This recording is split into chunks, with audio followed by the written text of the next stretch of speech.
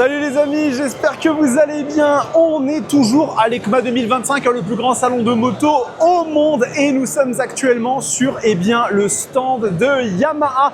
Je devais aller chez Honda, mais en fait ils n'ont pas encore ramené toutes leurs machines de leur conférence, donc je vais y aller après. Mais en attendant, on va aller visiter le stand du constructeur au diapason parce qu'il y a énormément de choses à voir. Ils ont fait quelques petites annonces et puis il y a toujours des bécanes très chouettes à voir chez Yamaha, donc ça va être une belle visite. Bien évidemment, je vous inviterai à vous abonner à la chaîne les amis, c'est le meilleur soutien que vous puissiez m'apporter, vous le savez, c'est vraiment comme ça que je peux continuer à vous proposer ce genre d'événement. Et sans plus tarder, écoutez, on va y aller, on va se lancer sur l'EICMA 2025 chez Yamaha, c'est parti. Allez, on y va, on va commencer à regarder un petit peu ce qui se passe chez Yamaha. Regardez, on a beaucoup de terrain à couvrir. Je vous propose qu'on aille d'abord au fond du stand pour regarder un petit peu toute la partie scooter. Je sais que la chaîne n'est pas forcément dédiée à ça, mais on va passer rapidement parce qu'il y a des belles machines, des belles innovations qui sont faites sur ce segment-là, avec notamment tout ce qui est X-Max, T-Max, N-Max. Yamaha a une gamme de scooters qui est ultra développée. Donc vous voyez que pour celles et ceux d'entre vous qui cherchent à avoir des machines pour aller par exemple aux courses, pour l'utiliser au quotidien, pour vraiment se faire plaisir, aller au boulot, des fois effectivement c'est vrai que ça fait le boulot aussi bien qu'une moto. J'avoue que je suis pas le plus grand fan des scooters, vous le savez, je préfère avoir une moto avec une bonne partie cycle, avec des bons freins, etc. Mais c'est vrai que ça fait le taf, et quand on est par exemple sur des machines type T-Max, c'est vrai qu'il y a moins ce côté-là. C'est vrai que les T-Max, c'est des motos. Excusez la déformation professionnelle, c'est des véhicules qui sont très bien équipés en termes de partie cycle, donc ça fait admirablement bien le job. Donc voilà, je sais que c'est toujours quelque chose qui prête un peu à débat, mais on va pas rentrer dans ces considérations et on va se faire plaisir, on va regarder tout ce qu'il y a à regarder.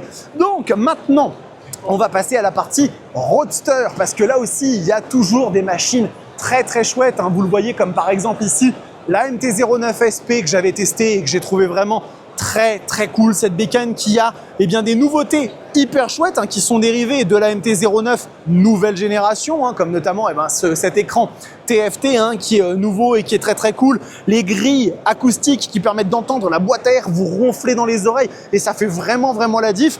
Le petit moteur CP3 il est toujours aussi chouette, et puisque cette moto a gagné qui fait vraiment très plaisir, c'est les étriers Brembo stylet main. La MT-09 SP elle est rentrée dans une nouvelle catégorie au niveau du freinage. Elle va pouvoir maintenant venir se bagarrer sans complexe avec la Street Triple 765 RS et avec d'autres machines qui sont déjà équipées de ce genre de partie cycle. Donc ça fait vraiment plaisir. Alors elle, pour le coup, par contre, elle n'a pas la possibilité, à mon sens, d'avoir le YKMT, alors que pour le coup, la MT-09 standard, qui est présentée ici dans sa couleur Ice Storm, très belle couleur, vous le voyez, elle a la possibilité d'avoir cette nouvelle boîte de vitesse qui a fait couler beaucoup d'encre. Je sais qu'il y en a qui apprécient et d'autres moins, mais c'est comme ça les amis, c'est le progrès, c'est l'innovation. Il faut aussi un petit peu sortir de sa zone de confort des fois. Et là, vous avez la MT-07, machine qui elle aussi a été revue de fond en comble sur de nombreux aspects chez Yamaha. C'est une machine que je ne recommandais absolument pas avant, quand on était sur la génération précédente, parce que je la trouvais beaucoup trop cher pour ce que c'était. Et là maintenant, ils ont gardé bien évidemment le CP2, le moteur qu'on connaît, mais ils ont fait une fourche inversée, des étriers radio. On est sur une bécane qui est beaucoup plus sérieuse au niveau de la partie cycle, de la technologie très poussée, la possibilité même d'avoir le YKMT, vous voyez, sur un roadster. D'ailleurs, c'est un truc qu'il faut savoir, c'est que le YKMT, Yamaha l'ont développé d'abord sur des roadsters, sur la MT-09 et la MT-07, quelque chose qui n'est pas commun, parce que ce genre de boîte de vitesse, on les voit souvent sur des machines un peu plus utilitaires. Et là, chez Yamaha, ils sont allés chercher ça sur du roadster, donc c'est très intéressant. Il y a d'autres machines qui sont présentes aussi. Donc là, vous avez encore une fois de la MT-09, couleur full black, très jolie. Et puis après, on va aller sur des machines un petit peu plus petites en termes de cylindrée, comme vous le voyez ici. On a de la MT-03 derrière, on a de la MT-125. Alors la MT-125 qui continue toujours à être un carton phénoménal. Moi je me souviens quand je postais les vidéos sur TikTok, ça faisait des 700, 800 000 vues, j'avais du mal à comprendre pourquoi.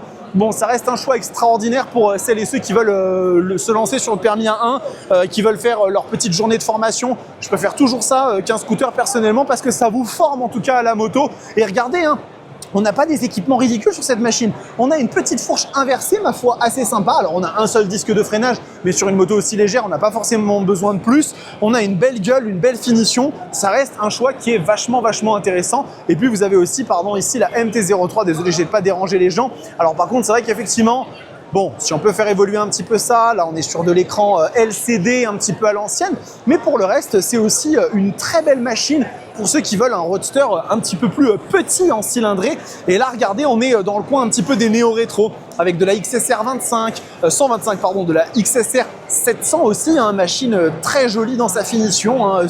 C'est différent, c'est une proposition qui est à part et originale, mais qui fait vraiment plaisir. Et regardez, hein, on a aussi ici la XSR 900. Et alors elle a un destin qui est très particulier, cette machine, parce qu'au final, c'est une moto qui, je crois, ne se vend pas énormément chez Yamaha, mais qui pourtant a vraiment un aspect ultra intéressant, hein, vraiment dans eh bien, cette philosophie des machines sportives d'il y a 30-40 ans et avec le moteur CP3 de la MT-09, hein, donc vraiment un moteur de très grande qualité. Elle est présente aussi ici, hein, ils sont en train d'en faire des petites présentations. Et regardez, on va aller passer maintenant sur eh bien, tout ce qui va être traceur, hein, donc les trails routiers. Et eux aussi, hein, c'est vraiment une part très importante de l'histoire des motos chez Yamaha, parce que ce sont des machines qui sont extrêmement plébiscitées. Hein. Le Tracer 9, c'est peut-être l'un des trails les plus populaires de la planète, hein, vraiment ultra demandé.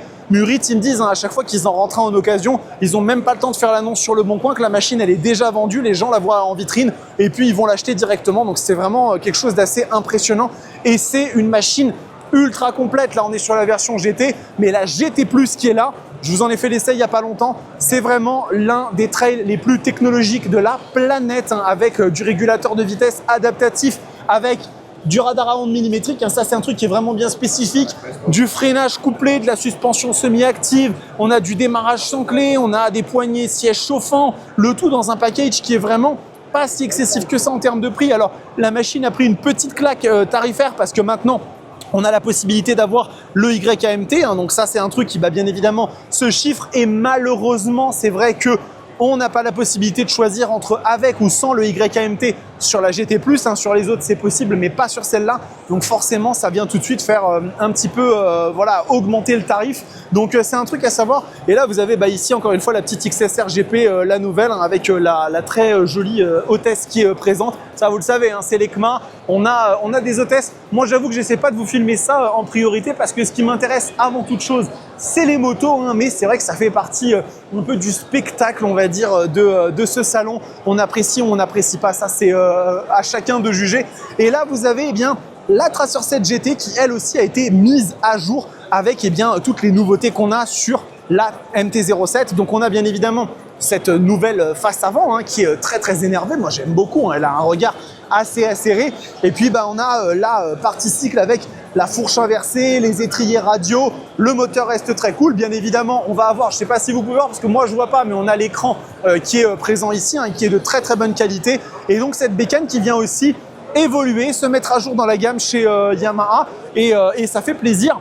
Et après regardez, on va passer ici eh bien, aux machines un peu type Ténéré. Donc là, vraiment sur les franchisseuses, hein, on va dire, chez Yamaha, avec tellement de modèles différents. On a la Ténéré 700 World Red, on va avoir la Ténéré 700 Standard, on va avoir tant de modèles. Là, vous avez même des rallyes qui ont été utilisés, hein, directement en épreuve. Hein. Vous voyez, regardez ici, on voit au-dessus là-bas le petit mécanisme pour faire défiler les cartes. Je ne sais même pas comment ça s'appelle à l'ancienne. Et là, je pense qu'on est vraiment sur une nouvelle version avec un écran qui a été rajouté sur la machine, qui est très cool. On a toujours des prétentions sur cette bécane qui sont faites pour aller à l'aventure, hein, des grosses roues, des grosses jantes. C'est vraiment une machine qui est pensée pour vraiment faire toutes les épreuves que la vie peut vous mettre en travers de la route. Et puis vous voyez, on a deux réservoirs. On a un journaliste là qui est en train de présenter, on va pas le déranger. Vous voyez, elles sont toutes présentées ici, hein, les Ténéré. Il y en a encore une standard ici. Elles existent dans tant de versions. C'est vraiment une machine ultra appréciée. Et là, regardez, on approche petit à petit eh bien, des sportives. Et vous savez bien évidemment que le sport chez Yamaha, même si ces derniers temps, on peut se poser des questions quant à l'avenir des grosses cylindrées sur la marque, mais ça, c'est une autre discussion.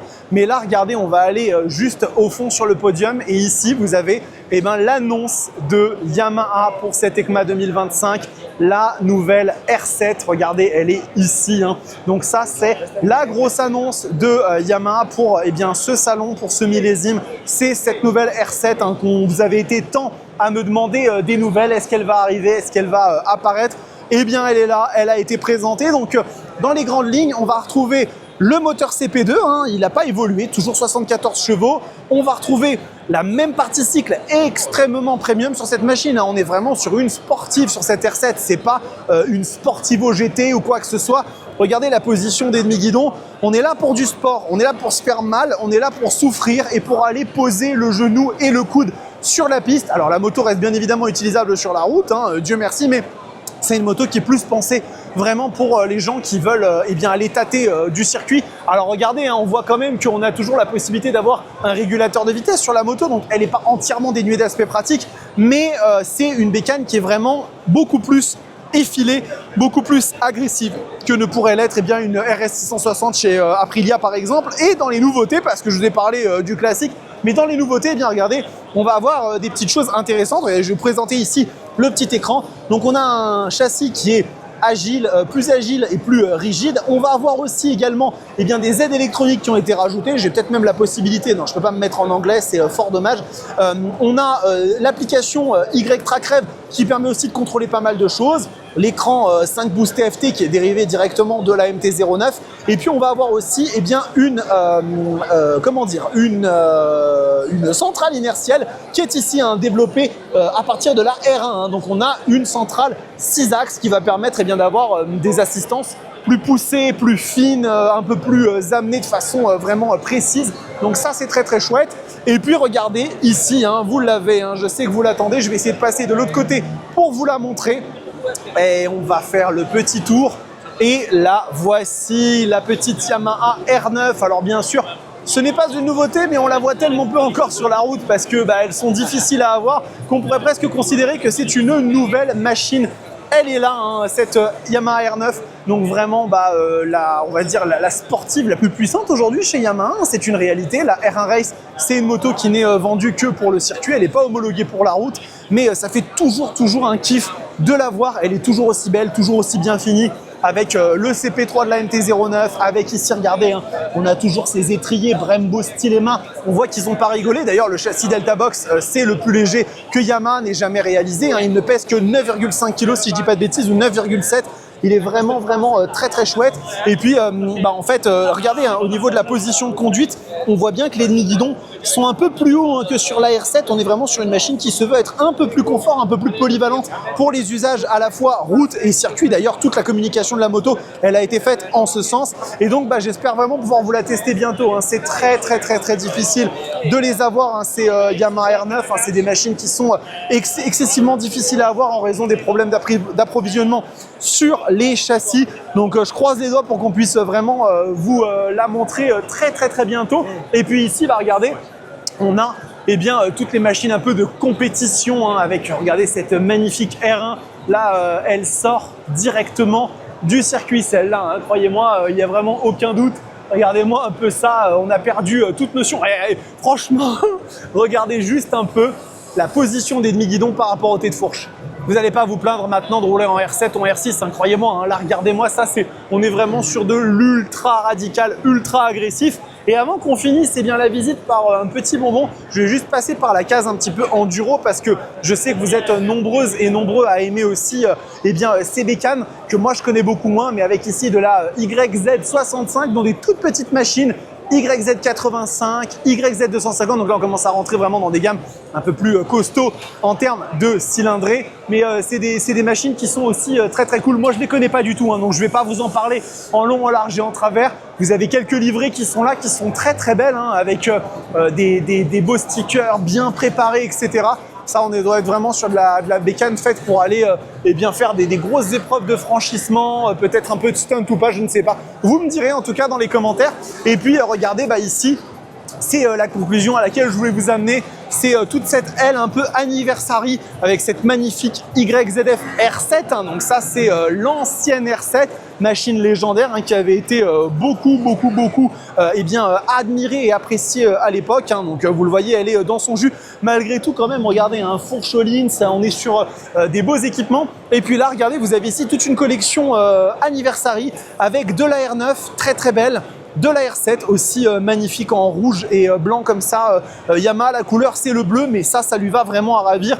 R3, Et puis aussi R125 ici. Après, on a des petites machines un peu de franchissement comme ça, des YZ 450. Mais vraiment, la machine et les machines sont super belles comme ça dans cette couleur anniversary. Donc, bah écoutez, les amis, voilà, hein, on a un petit peu fait le tour du stand Yamaha. Il n'y a pas eu beaucoup d'annonces cette année de la part du constructeur au diapason. Hein. Ils n'ont pas annoncé de MT11 ou de V4 ou quoi que ce soit.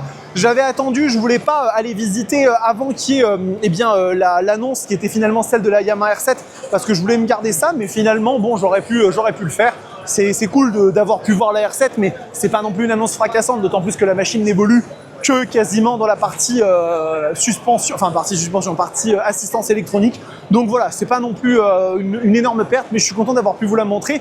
Et puis voilà, on va continuer l'EICMA 2025. Là, je vais rentrer rapidement à l'appart pour pouvoir manger un petit truc et ensuite attaquer avec l'après-midi où je vais avoir beaucoup de choses à vous montrer, notamment chez Honda et surtout chez CF Moto. C'est ça que je vais aller vous montrer, les amis, parce que CF, à mon avis, ils vont dégainer du lourdissime. Donc voilà, n'hésitez pas à vous abonner, à vous mettre sur votre 31 et à rester focus parce que c'est votre soutien qui m'apporte vraiment le plus de force avec vos abonnements et compagnie. C'est ça qui m'aide à pouvoir continuer à vous proposer ces contenus. Et puis laissez-moi un petit like si vous avez aimé la vidéo et un commentaire sur ce que vous avez le plus apprécié pendant cette visite chez Yamaha. Et en attendant, les amis, prenez soin de vous, kiffez vos bécanes. Ciao!